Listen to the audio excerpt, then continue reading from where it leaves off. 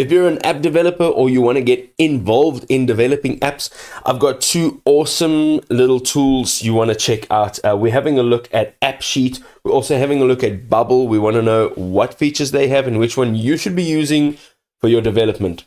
So let's get into it. All right, so we're jumping into Appsheet now. So Appsheet actually specializes in creating business-focused apps such as CRMs, dashboards, and workflow automation tools. You don't even need to write any code to build functional apps. It's completely a no-code environment. So it also integrates seamlessly with like Google Sheets, Forms, Drive, which makes it a natural choice for Google users. You can actually also create apps directly from your existing data.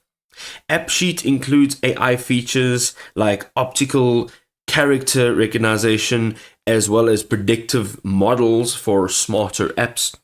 It is also built with Appsheet, which allows you to work offline. You can sync data automatically again when your connection is restored. So that is awesome. You don't need a consistent internet connection.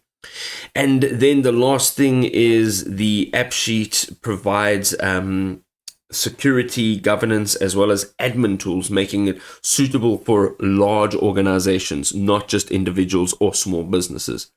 One or two of the drawbacks is that they do have a bit of a limit on their customization for advanced apps. So it's ideal for straightforward business apps, but it does lack that extra level of flexibility to create higher, sort of more complex custom designs.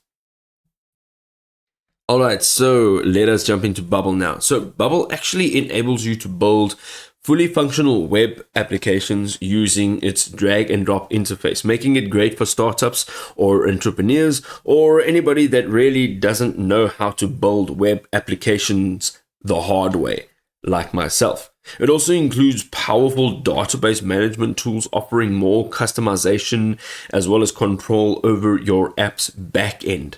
It also supports a wide array of plugins and APIs, enabling you to connect your apps to various third-party services that you may already be using.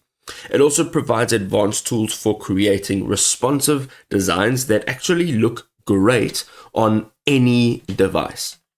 So with all the wonderful things that we've just spoken about now, may we discuss the disadvantages or the drawbacks. So first of all, it does have a bit of a steeper learning curve because Bubble's extensive features are a little bit more advanced. It can be slightly overwhelming for first-time users or anybody that's new to sort of the app development environment. And then also apps that are built on Bubble are hosted on Bubble's servers, limiting your hosting options for anybody that needs more control. Okay, so you see that there are tons of features packed in each one of these applications. The software, they have amazing features. They also do have one or two drawbacks that we need to take into consideration, of course, to make sure that we are considering all things. The takeaway here really is to go ahead and use both of them, try them out, see what works for you specifically. If this really was a helpful video, you can go ahead and drop us a like down below, and we will see you next time.